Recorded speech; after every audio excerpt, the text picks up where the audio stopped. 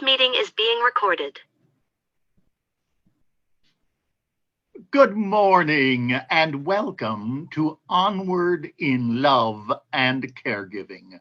I'm Greg Johnson. I'm the president and CEO of GJP International, Greg Johnson Partnerships International, and here in New York, I have the great privilege of serving as the chief advisor for family caregiving to Emblem Health.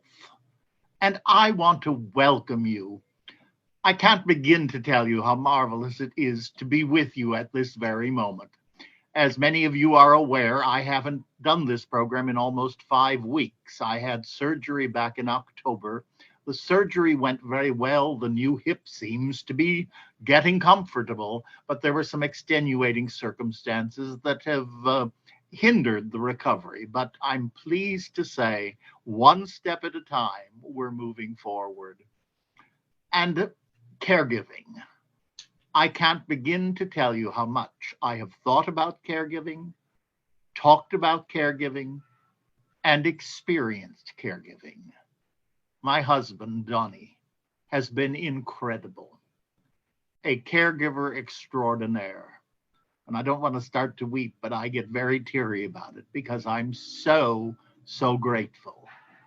A topic that I've been blessed talk about for many, many years, a topic that is the core of my interfaith ministry. I once again came to experience it. As Rosalind Carter said, there are really only 4 types of persons in this world. There are those of us who are caregivers today. I'm one, and many of you are. There are those of us who have been caregivers. There are those of us who will be caregivers. And like myself right now, there are those of us who will be cared for. Yes, we have the opportunity in life. I don't know that that's the word, but we do have the experience in life of playing each of those roles. And we learn a great deal about what we can do for others. I know I have in this experience. So I want to thank each and every one of you for your many, many kind notes, your cards, letters, emails, and of course, most of all, for your prayers. It allows us to be together today. And today I am so excited to be with you because there are 2 things I want to say right up front. First of all, happy National Family Caregiver Month. Yes, November has once again been declared as National Family Caregiver Month here in the United States. And many of us who worked for many, many years seeking to get recognition at the presidential level always rejoice because it was a long journey. It was not an overnight success. Way back when I first began all of this work, well over 22 years ago, when you said family caregiver, you got very strange looks, and it was always in a reference to a senior. So we had a lot of educating to do. Yes, it's seniors. I'm one right now. But it is many, many faces of family caregiving. And to all my colleagues, and there are thousands of them, thank you for the piece that you have done. Because it's all of us focusing on specific pieces. Caregivers who, in their own journey, found something was missing and said, I'm going to take care and try and bring awareness to this issue. I think definitely of Sheila Warnock and Share the Care. Her entire life has been devoted to this incredible work. And Sheila, we love you. Thank you so much. Also, I want to say to all of you a happy Thanksgiving, because I am very thankful for each and every one of you. And I am so thankful that my ministry, I knew I had been called, but it came into fulfillment by the grace and love that was shown to me by Emblem Health here in New York. And for over 22 years, I have been privileged to work with this incredible group of people, of doctors, of nurses, of medical professionals, of social workers, of psychiatrists, psychologists, looking at the whole person. And then their wonderful, wonderful work with ERGs, employee resource groups. So important. Because in each resource group, family caregiving plays a very important role. But it plays a specific role in the LGBT world. We have a horizontal relationship, not vertical. That plays into how we do caregiving. And as we look at all of the different groups of persons, many of them diasporas, and I think of the time that I had the privilege of speaking in Jakarta at that great conference several years ago when President Obama was the keynote speaker. Over 8,000 people who had come back from all over the world. And I had the privilege of talking about what it means to be in caregiving thousands and thousands of miles away. These ERGs allow us to look at that because many of our employees are members of these diasporas. And as such, they have special needs in caring for their loved one. They can't go home for the weekend. It takes longer than the weekend to get home. So all of these have been extraordinarily important. And then Emblem's work with the DEI, diversity, equity, and inclusion. What better vehicle than family caregiving to bring us together, honoring our differences, our needs, our specificity, I'm having fun with that word, our specific needs, and putting us together. So when I say Happy Thanksgiving, I say a very special Happy Thanksgiving to Emblem Health. And thank you for this ongoing work. Onward in love and caregiving. Now, this month of November has had some very exciting news, and I want to share that just very briefly with all of you. Some of you are aware of it, some of you may not be. The HHS, Health and Human Services, the Administration on Community Living, under the direction of a wonderful colleague and friend, Greg Link, has announced, and it was a fabulous announcement, the National Roadmap for Family Caregiving. This is beyond exciting. The gift of it is that it is not prescriptive. It doesn't say do this, do this, do this. No, it empowers. And that is a huge difference. Now, there's many things that you can look up, you can Google it, and there are some wonderful programs on it, but there's going to be much more heard. But this is an accomplishment that is absolutely incredible and something for which we say thank you.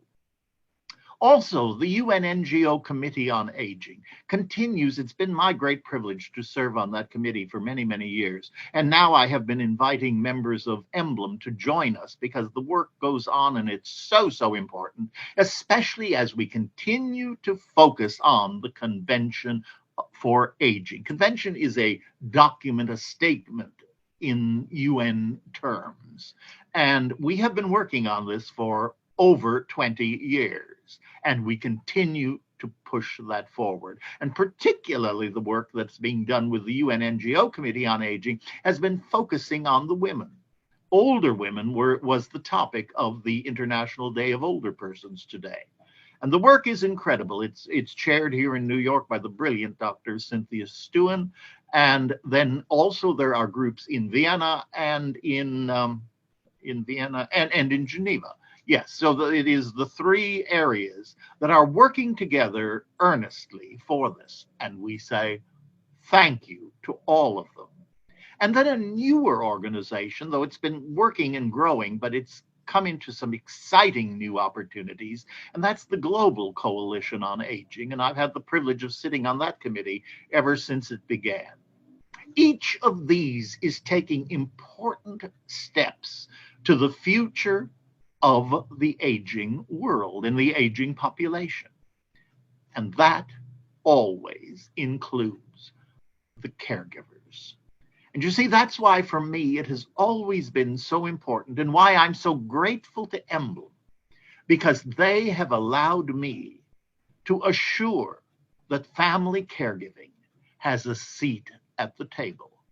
I don't need to be the chairman. I don't want to be the chairman, but I want to be at the table so that we can constantly remember, honor, and support the family caregiver.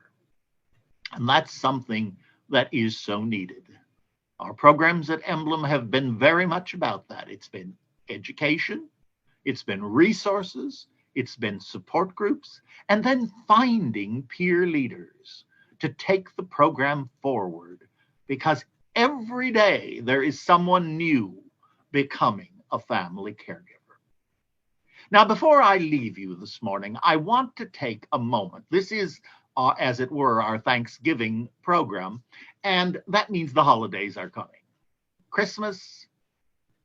Thanksgiving, the holidays of December, Christmas, whether you celebrate it religiously or secularly, Kwanzaa, Hanukkah, and the New Year. So there are lots of times where families are together.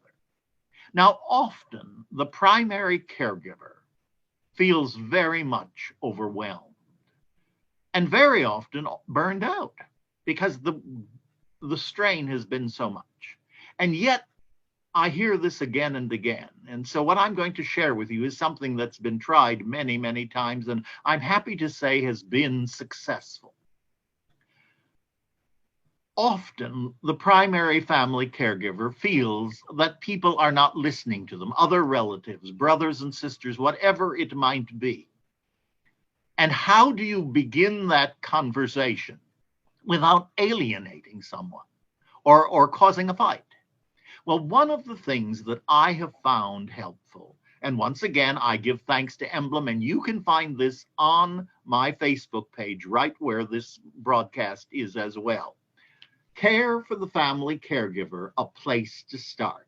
This is the most gentle, non-commercial item that I have ever been privileged to be part of.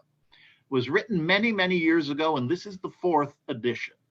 But this is available online. It's also available in hard copy. And if you write to me, I'll send you a hard copy if you give me your mailing. And by mailing, I mean postal address. I'm happy to do that.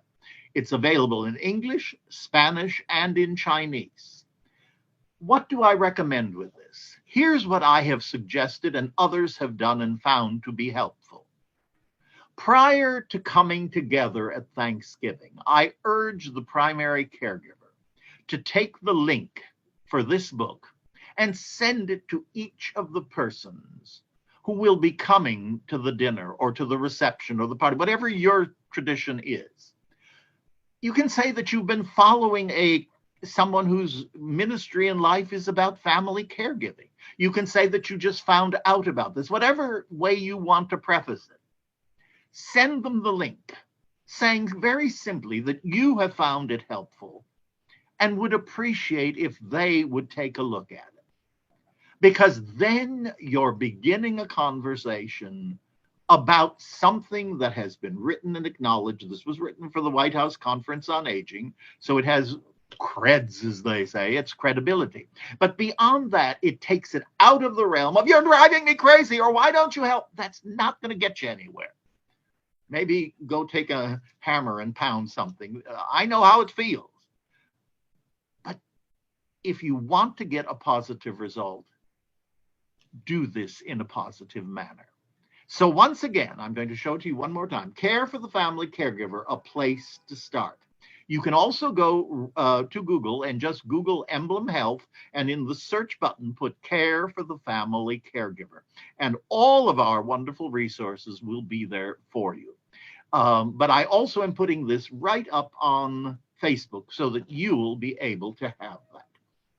And then, you know how I love books, and it is the holiday season where we think of gifts. So I'm being practical and I'm being personal when I say this, but so many people have been blessed and helped by Peace Be Still, Prayers and Affirmations for Family Caregivers. It's available on all the books sites, and it was written by Reverend Marian Gambardella and myself. It's a very inclusive, very non-denominational, non-theological specific. It is as, and I love this, our very, very dear friend, Dr. Georgette Bennett wrote, Peace Be Still is a very special book in the best sense of the word. In their intensely compassionate way, Reverends Johnson and Gambardella have provided encouragement and a divine shoulder on which to lean for those who give so much of themselves to care for loved ones. I love that statement. Thank you, Georgette. Now, once again, a very happy National Family Caregiver Month, and share it with people. Thank a caregiver. That's been my motto every day. I write a note, I pick up the phone and call a caregiver. And next Thursday, a very happy and blessed Thanksgiving. And I look forward to seeing you next week. And until then, onward in love and caregiving. Namaste. God bless. I'll see you real soon.